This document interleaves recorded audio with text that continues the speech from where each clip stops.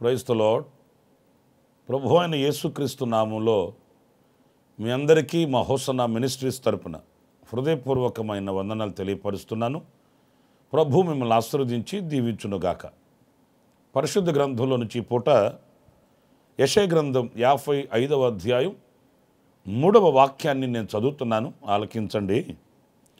చెవియొగ్గి నా యొద్దకు రండి, మీరు వినిన ఎడల మీరు బ్రతుకుదురు. నేను మీతో నిత్య నిబంధన చేసేదను, దావీదునకు చూపిన శాశ్వత కృపను మీకు చూపుదును.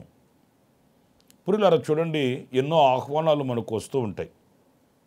వివాహాలకి, గృహప్రవేశాలకు, ఇంకా పుట్టినరోజు వేడుకలకు, ఎన్నో కార్యక్రమాలకి మనల్ని ఆహ్వానిస్తూ ఉంటారు. ఆ ఆహ్వానాలని మనం అందుకొని మనం వెళుతూ ఉంటాము. అయితే ఇక్కడ అంతకంటే ఒక ఘనమైన ఆహ్వానం మనకు వస్తుంది. ఏంటి ఈ ఆహ్వానము అనంటే, మీరు చెవియొగ్గి నా యొద్దకు రండి. వివాహాలకి, వేడుకలకి మాత్రమే కాదు, ఘనమైనది ఏంటంటే ఆయన మనల్ని ఆహ్వానిస్తున్నాడు. నా యొద్దకు రండి, అప్పుడు మీరు బ్రతుకుదురు, నేను మీతో నిత్య నిబంధన చేస్తాను, దావీదునకు చూపిన శాశ్వతమైన కృపను మీకు చూపిస్తాను అని ఆయన పిలుస్తున్నాడు. మరి చెవియొగ్గి ఎవరు ఆయన మాటకు విధేయులమై ఆయన వద్దకు వెళుతామో వాళ్ళకి దావీదునకు చూపిన శాశ్వతమైన కృప ఆయన చూపిస్తాడు. ప్రియ సహోదరులారా, కృపలేని క్షణం మన జీవితంలో శూన్యమని మనం గ్రహించాలి. ఆయన కృప లేకపోతే, ఆయన కటాక్షం లేకపోతే, ఆయన వాత్సల్యత మనకు లేకపోతే ఒక్క అడుగు కూడా మనము ముందుకు వేయలేము, మనకు ఆశీర్వాదకరంగా ఉండదు అనే విషయాన్ని ఏనాడు కూడా మనం మర్చిపోకూడదు. ఎందుకంటే ఆయన దయదలిస్తేనే, ఆయన మన ఎడల తన కృపను ప్రత్యక్షపరిస్తేనే ఒక్క క్షణం మన శ్వాస పీల్చి శ్వాస విడుస్తున్నాము అనేది ఏనాడు కూడా మనం మర్చిపోకూడదు. అందుచేత ఆయన యొద్దకు మనం వెళితే ఆయన చూపించే ఆ కృప మనకు విస్తారమవుతుంది. ఒకవేళ మీరు అంటారేమో, ఇప్పుడు రమ్మని ఆయన పిలుస్తున్నాడు అంటే ఇప్పటి వరకు నేను కృప లేకుండానే బ్రతికానా? అట్లా కాదు. అధికమైన కృప, నూతనమైన కృప మనం పొందుకుంటూ ముందుకు వెళ్ళాలి. ఏదో ఒక ప్యాకేజ్ లాగా ఒక 10 సంవత్సరాలకి 5 సంవత్సరాలకి నేను కృప పొందేశాను అని కాదు సుమా. ప్రతిదినము కూడా మనం ఆయన యుద్ధకు వెళ్ళాలి. ప్రతిదినము ఒక నూతనమైన కృప పొందుకోవాలి. నిన్నటి రోజు మనం అనుభవించిన కృప వేరు, ఈ దినము మనం అనుభవించవలసిన కృప వేరు, రేపటి రోజు మనం అనుభవించవలసిన కృప వేరు. అంటే ప్రతిదినము ఒక నూతనమైన కృపను పొందుకొని, నూతనమైనటువంటి శక్తిని పొందుకొని మనం బలవంతులము కావాలి. ఆ దినము కృపలో విజయవంతం కావాలి. అందుచేత మనం ఆయన యొద్దకు వెళితే ఆయన మనకు దావీదునకు చూపిన శాశ్వతమైన కృప అనుగ్రహిస్తాను అని చెప్తున్నాడు. అనేక సందర్భాలలో మనం ఎందుకు అలసిపోతుంటాము, విసిగిపోతుంటాము, విజయవంతమైన బ్రతుకును ఎందుకు బ్రతకలేకపోతుంటాము అని అంటే, ప్రియులారా, మీరు బాధపడకండి, మరోలా భావించకండి. ఈ కృపకు మనం దూరమయ్యానండి. ఎప్పుడైతే ఆయన సన్నిధిలో మనం వేడుకొని కృప పొందుకొని ఆనాడు అడుగు వేయగలుగుతామో, మనం వేసే ప్రతి అడుగు కూడా ఆశీర్వాదకరంగా ఉంటుంది, దీవెనకరంగా మలచబడుతుంది. అందులో చక్కటి ప్రతిఫలాన్ని మనం చూడగలుగుతామనే విషయాన్ని మనం గ్రహించాలండి. గనుక మనం ఆయన యొద్దకు వెళ్ళాలి. మనకు ఆయన యొద్ద నుంచి ఒక ఆహ్వానం అందుతుంది. ఇంకొక విషయాన్ని నేను మీతో చెప్తాను. అది యెషయా గ్రంథం 2వ అధ్యాయం 5వ వాక్యంలో మనం చదివినప్పుడు, యాకోబు వంశస్థులారా రండి, మనము యెహోవా వెలుగులో నడుచుకుందుము. పురులారా చూడండి, వెలుగులో నడుచుకున్నట్టుకు ఆయన మనల్ని పిలుస్తున్నాడు. ఎందుకంటే చీకటిలో ఉన్నంత కాలం మనం ఏం చేసేది మనకు తెలియదండి. మనం చీకటిలో బ్రతుకుతూ ఉన్నంత కాలం ఏది చేయవలనో అది చేయలేము, చేయకూడని దానిని చేయడం తటస్థిస్తూ ఉంటుంది. ఎందుకంటే చీకటిలో మనకేం తెలుస్తుంది? ఏది మంచి, ఏది చెడు, ఏది క్షేమము, ఏది క్షామము, ఏది లోకము, ఏది పరలోకము, ఏది జీవము, ఏది మరణము మనకి ఎలా తెలుస్తుందండి? చీకటిలో ఉన్నప్పుడు అడుగు తీసి అడుగు వేయాలంటే భయం కలుగుతుంది, ముందుకు వెళ్ళాలంటే ఆందోళన కలుగుతుంది. గనుక మనం వెలుగులో నడిచినప్పుడు మనకు అన్ని తేట తెల్లగా ప్రత్యక్షపరచబడతాయి. మన ఇల్లేది, పరుల ఇల్లేది, మన వీధి, మన గ్రామం, మన పట్టణం, మన దేశం మనకు స్పష్టంగా కనబడుతుంది. మనం చేయవలసిన దానిని చేయగలుగుతాము, అందులో మనం ఒక సంతోషాన్ని అనుభవించగలుగుతాము. ప్రియ సహోదరులారా, మీరు గమనించండి, చీకటిలో ఉన్నప్పుడు ఆ చీకటి సంబంధమైన బ్రతుకు ఆవేదనగా ఉంటుందండి. ఎవరో తరుముతున్నట్టుగానే ఉంటుంది, ఎవరో బలవంతాన మనల్ని ఆ పని చేయిస్తూనే, లేకపోతే మనల్ని నడిపిస్తున్నట్లుగా అనిపిస్తుంటుంది. ఇవన్నీ మనకు వేదనకరమైన బ్రతుకే అని చెప్పుకోవాలి. అందుకే మన ప్రభు అయిన యేసుక్రీస్తు జ్యోతిర్మయుడిగా ఈ లోకానికి వచ్చాడు.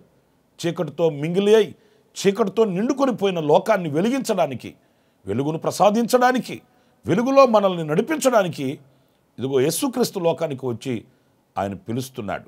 రండి, వెలుగులో నడుచుకుందాం, రండి, వెలుగులో మిమ్మల్ని నడిపిస్తాను, రండి, వెలుగు ఎద్దుకు రండి అని పిలుస్తున్నాడు.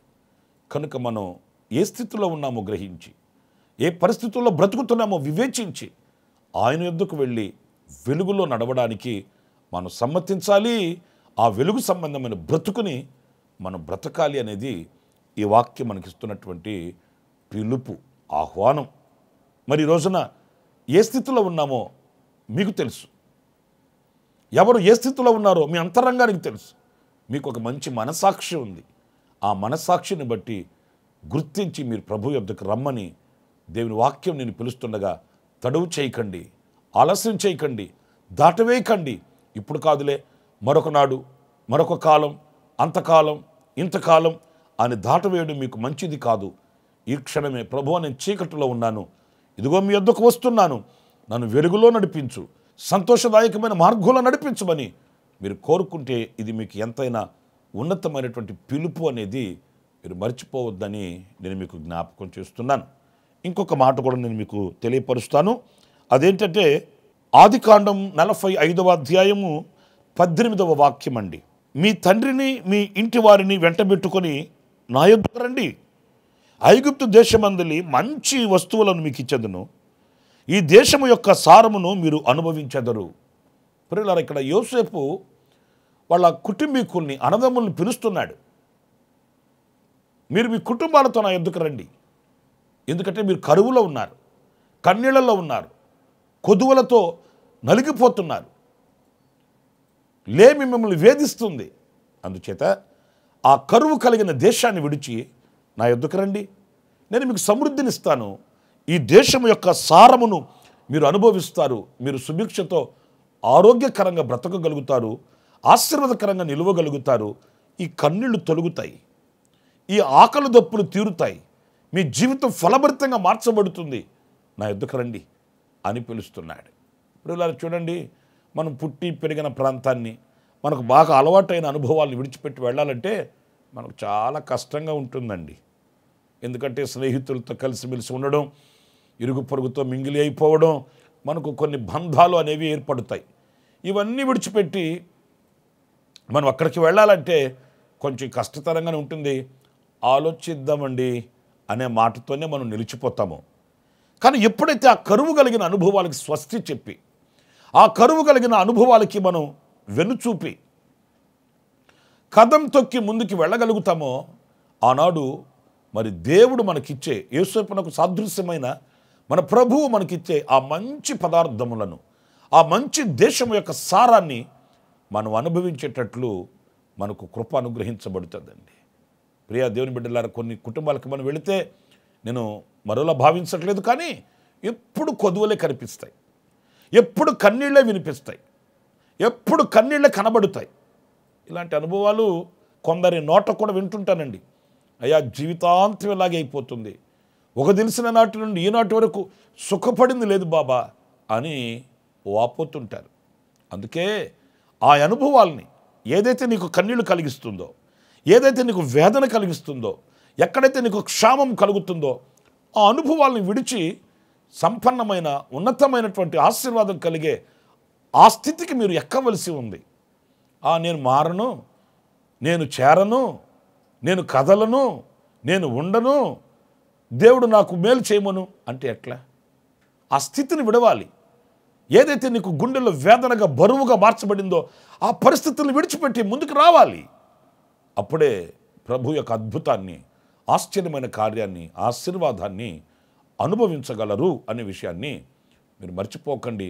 దేవుడిచ్చే చక్కటి సదవకాశాన్ని సద్వినియోగం చేసుకొని మీరు ఏ స్థితిలో పాతకపోయి ఉన్నప్పటికీ, ఎంతకాలముగా ఆ స్థితిలో నిలిచిపోయి ఉన్నప్పటికీ దానిని విడిచి ఆశీర్వాదకరమైన ఒక ఉన్నతమైన ఉపదేశంతో కూడిన సమృద్ధి కలిగిన సారము కలిగిన ఆ అనుభవాల్లోనికి మీరు దాటవలసి ఉన్నది. అది మన కర్తవ్యము అనేది మనం ఎప్పుడు కూడా మరచిపోకూడదని దేవుని వాక్యాన్ని బట్టి నేను మీకు జ్ఞాపకం చేస్తూ ఆఖరిగా మరొక్క విషయాన్ని కూడా నేను మీకు చెప్పదలుస్తున్నాను. అదేంటంటే కీర్తనలు గ్రంథం 95వ కీర్తన మొదటి పల్లవి నేను చదువుతున్నానండి. రండి, యెహోవాను గూర్చి ఉత్సాహధ్వని చేయుదము, మన రక్షణ దుర్గమును బట్టి సంతోషగానము చేయుదము. ఇక్కడ మరొక ఆహ్వానం ఏంటంటే ఆయనను గూర్చి ఉత్సాహధ్వని చేయుటకు మనం రావాలట. అంటే ఆయన స్తుతించుటకు మనం కదలి రావాలట. నిజమే ప్రియులారా, ఇన్ని మేలులు మనం పొందుతున్నాము. మరి మేలులు చేసిన దేవునికి, మనల్ని ఆహ్వానించిన దేవునికి, మన మీద ప్రేమ చూపించిన దేవునికి, మనల్ని అంతగా గాఢంగా ప్రేమించిన ప్రేమామూర్తిని మనం ఎందుకు స్తుతించలేకపోతున్నాము? మనం ఎందుకు ఆరాధించలేకపోతున్నాము? మనం ఎందుకు గణపరచలేకపోతున్నాము? ఆయన స్తుతించుటకు మనం కదలి రావాలి, పూనుకోవాలి, నోరార స్తుతించాలి, హృదయమార ఆయనను గణపరచాలి, ఆయనను సన్నుతించి ఆయనను తృప్తిపరచి ఆయన దగ్గర మనం మేలులు పొందుకోవాలి. ప్రియులారా, మనం స్తుతించుటకే మనం బ్రతికి ఉన్నాము, సజీవులుగా నిలిచాము. సజీవులే కదా ఆయనను స్తుతించున్నది వాక్యం సెలవిస్తుంది. కనుక ఆయన స్తుతించుటలో వెనుకాడకూడదు. ఆయన పిలుపునిస్తున్నాడు స్తుతించడానికి. గనుక జీవితాంతం మనం ఆయనకు రుణపడి స్తుతులు చెల్లిస్తూ కృతజ్ఞులమై బ్రతుకుదాము. దైవుని కృప మనకు నిత్యము తోడుగా ఉండుగాక. ఆమేన్. తలలు వంచండి, చిన్న ప్రార్థన చేస్తాను.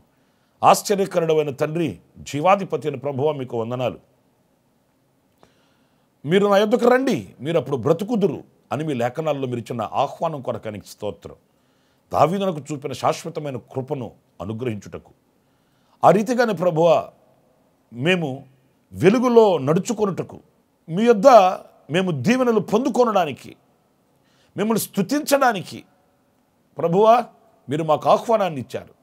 ఆ రీతిగా సమ్మతి అయిన మనసుతో అడుగులు వేస్తూ మీ కౌగిలిలో మేము చేరుకొని మీ ఆహ్వానాన్ని అందుకొని మీరిచ్చే దీవెనలు పొందుకొని సాక్షిగా ఉండుటకు సహాయం చేయమని ప్రార్థనలో ఏకీభవించిన ఒక్కొక్కరిని కూడా మీ కౌగిల్లో దాచుకొని అక్కరలు తీర్చి కుటుంబాలు స్వర్గసీమలకు తీర్చిదిద్ది మహిమ ఘనత ప్రభావములు మీరు పొందుకున్నామని యేసు నామములో ప్రార్థించి వేడుకొనుచున్నాను తండ్రి.